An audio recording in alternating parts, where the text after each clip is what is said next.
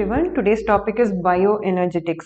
So, what is bioenergetics? It is a biochemical thermodynamics. That means the study of energy change which is happening in a biochemical system or a biochemical reaction. Okay, so that is about bioenergetics, otherwise called biochemical thermodynamics. Okay, so moving into the biochemical thermodynamics, first we will have a look at the laws of thermodynamics. Okay, there are two laws of thermodynamics. The first law, it says about the conservation of energy. The total energy of the universe will remain constant. The universe means the system and the surrounding. So if you see the total energy of the universe, it is going to be constant. So that is first law of thermodynamics. Okay, the total energy of the universe remains constant. Universe means the system and the surrounding. What about the second law of thermodynamics? For a reaction to happen spontaneously, there should be increase in the randomness of the reactants. Okay, yes. So if the reaction has to occur spontaneously, okay, without any catalyst or enzymes, for a reaction to occur spontaneously, the randomness, entropy means the randomness. The randomness of the universe must increase. Then only there is a chance of the reaction to occur spontaneously. So if you see as living organisms, as it is an open system, there is a continuous exchange of food particles or heat from the system to the surrounding. So we are an open system, so where there will be continuous exchange of energy and materials with the surroundings. So these are the two laws of thermodynamics. The first law is the conservation of energy. So the total amount of energy in the universe is constant. The second law of thermodynamics, for a reaction to happen spontaneously, the randomness of the system or universe should increase. Then only the reaction will occur spontaneously. So these two are the law of thermodynamics, because only when we understand these two laws, we will be able to understand bioenergetics. Okay, yes. So what is free energy? As the name indicates, the energy is free. The energy which is available to do work, okay, that is called free energy. That is the useful form of energy. Free energy change. Change means, yes, the potential or chemical potential which is available for performing a work. So that is called delta G. That is free energy change. Okay, so we will look into the universe, that is the system plus the surrounding. So system means the living organisms. So the living organism is never at equilibrium. That means there will be continuous exchange of energy and material between the system and the surrounding. So the living organism is never at equilibrium. Okay, so what is this free energy change? How can we write this free energy change? So as I said earlier, it is never at equilibrium. There is definitely exchange of energy and materials. So delta H is the change in enthalpy, that is the heat content which is generated in the system. Okay, minus T delta S. T is temperature and delta S is change in randomness, that is entropy. Okay, so delta G, the free energy change, delta G is given by delta H minus T delta S, where H is the heat content and delta H is the change in enthalpy, where delta S is change in randomness. Okay.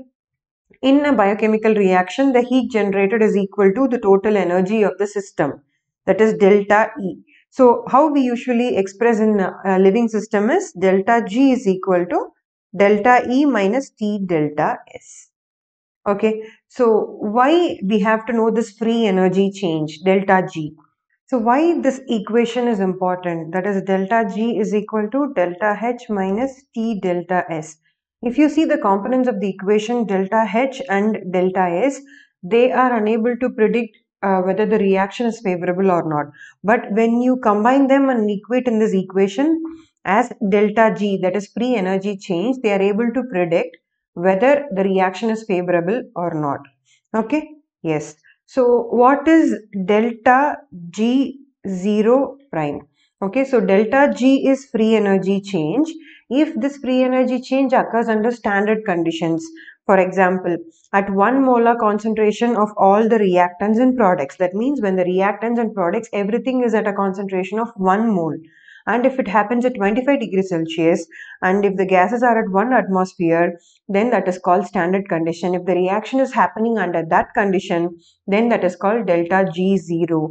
And if in case of biochemical reaction, if the pH is 7, okay, if the pH is 7, if the reaction occurs at a pH of 7, then that is called standard free energy change. Okay, yes. So as I said early, delta H and delta S are unable to predict the reaction, the direction of reaction. But when you combine them and represent as delta G, the free energy change, they'll be able to predict the direction of the reaction. So the sign, okay, the sign predicts the direction of the reaction. If the delta G is negative, okay, then that is exergonic reaction, the energy releasing reaction. If delta G is positive, then that is endergonic reaction, that is energy requiring reaction. If delta G is 0, then the reaction is at equilibrium. So the sign predicts the direction of the reaction. So negative means exergonic reaction, and if the delta G is positive means it is an endergonic reaction. So equilibrium constant. So it is nothing but the concentration of the product to the concentration of reactant, the ratio of concentration of the product to reactant. Okay, so delta G basically determines the driving force of the reaction towards equilibrium. Okay, and these two, equilibrium constant and delta standard free energy change, okay, delta G0 prime, these two are physical constant, they are characteristic physical constant for a particular reaction.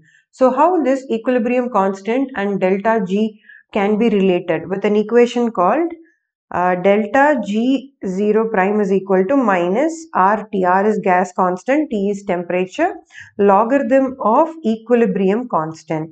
So this equation relates equilibrium constant and free energy change. These two are characteristic physical constant for a particular reaction.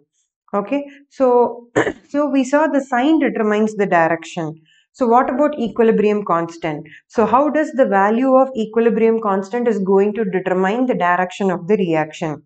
If the equilibrium constant is 1, right, the concentration of the products to and the concentration of the reactants ratio is equal to 1. That means the reaction is at equilibrium, because then only the equation will be 1, right?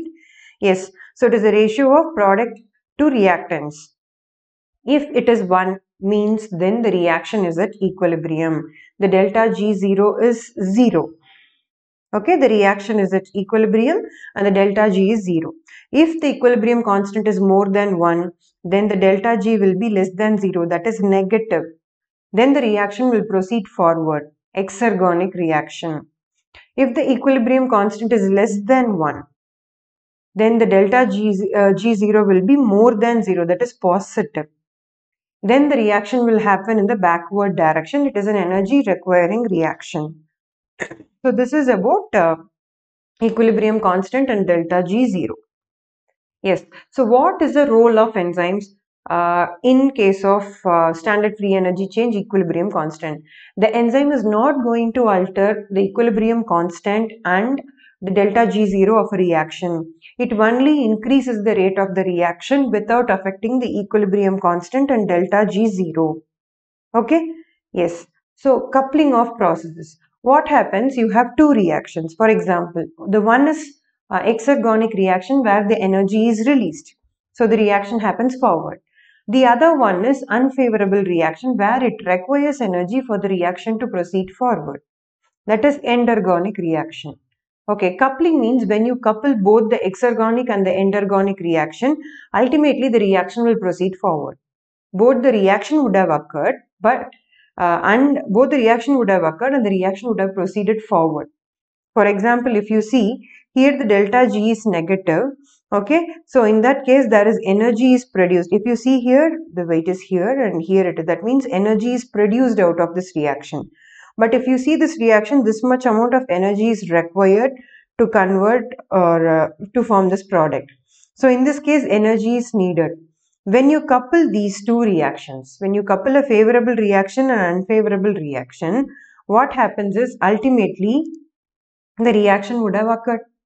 Okay, so this is coupling of a favorable process with unfavorable process, which will ultimately result in the formation of product. The final delta G will be negative. The overall delta G will be negative. Okay, this is what happens in the metabolic pathway. Okay, if you see the reaction requiring energy, energy will be given to that reaction. Okay, in the form of ATP or GTP. Okay, so energy will be given to drive the reaction in the forward direction. For example, A plus B is the substrate and C plus D is a product. Okay, so how the favorable process and unfavorable process can be coupled using a common intermediate. If you see here, the product D which is formed in the first reaction will be used as a substrate for the next reaction. See, D plus X is equal to Y plus Z. So using a common intermediate, a favorable process can be coupled with the unfavorable process. So this is called coupling of process, which occurs in the biological system for the reaction to proceed in the forward direction. So how it occurs? Yes, I told you for an endergonic reaction, the energy is given, right? Yes, from where the energy is given. In our body, we have a group of high energy compounds. Okay, so those compounds are utilized for endergonic reactions. Okay, so these reactions will give these compounds will give energy for that reaction to proceed forward. Example, the most common example we know, right? ATP. Yes. So these ATP comes under acid hydrides. ATP 1,3-bisphosphoglycerate, okay, and enol phosphate, phosphoenol pyruvate, and phosphoguanidines, creatine phosphate, arginine phosphate, and thiol esters like acetyl CoA, acyl carrier proteins, and amino acyl esters like amino acyl tRNAs, and S-adenosyl methionine, UDP glucose, and 5-phosphoribosyl pyrophosphate. So these are high energy compounds.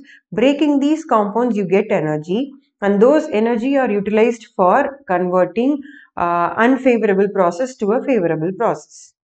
For example, this is the structure of, yes, ATP, because you have adenine here, you have ribose to which 3-phosphate group is attached, right? So whenever this phosphate group is broken down, okay, it releases energy. Okay, if you see in this table, when ATP is converted to ADP, you get minus 7.3 kilocalories. When ADP is converted to AMP, okay, we get minus 7.7 kilocalories. Okay, breaking those high energy phosphate bonds will yield energy, and that energy will be utilized by the reactants to get converted to product. Okay, so this is how coupling, that is coupling of favorable and unfavorable processes are done in our body. Okay, so what are sources of ATP in a cell? So ATP can be generated in two ways. One is oxidative phosphorylation, which happens in the mitochondria with the help of electron transport chain. The other one is substrate level phosphorylation, where the energy released at the level of reactants, at the level of reaction, is converted to ATP. So that is substrate level phosphorylation. The phosphorylation which is occurring at the level of reactants, the substrate itself. Example, you have two reactions in glycolysis and one reaction in TCA cycle. The two reactions in glycolysis are catalyzed by phosphoglycerate kinase and pyruvate kinase. In TCA cycle, it is catalyzed by succinyl thiokinase. So these are the reactions where ATP are generated at the level of substrate itself. Okay, the rest of all ATPs are generated in the mitochondria with the help of electron transport chain. Okay, so what are phosphogens? So these are high energy compounds. Okay, so energy is stored in the form of phosphogens. For example, creatine phosphate and arginine phosphate. What happens? Creatine gets converted to creatine phosphate and stored in our muscle as creatine phosphate. So whenever the muscle requires energy, this creatine phosphate again gets converted to creatine and one ATP is generated, and that ATP is utilized by the muscle. Okay, so the creatine phosphate is a one which is present in vertebrates, especially in the skeletal muscle, heart, spermatozoa, and brain. And arginine phosphate in invertebrate muscle, where if you see in this reaction, okay, creatine, by utilizing one ATP, it gets converted to creatine phosphate. The enzyme which does this is creatine kinase. So this enzyme is active in skeletal muscle, brain, okay, heart, and spermatozoa. So this creatine phosphate is stored in these tissues. So whenever required, the same enzyme, creatine kinase, because if you see it is a reversible reaction. So the same enzyme converts creatine phosphate to creatine and one ATP is released. So this is a form of storing energy in these tissues. So instead of storing as ATP, it is getting stored as creatine phosphate, and that is utilized whenever it is required. So that is all about bioenergetics. Okay, so we saw what is bioenergetics. It is biochemical thermodynamics and the laws of thermodynamics. Okay, and about delta free energy change and equilibrium constant. How these two will determine the direction of the reaction. Okay, so and we also saw about the high energy compounds and how they are stored and how they are formed, and coupling of favorable and unfavorable process. Thank you.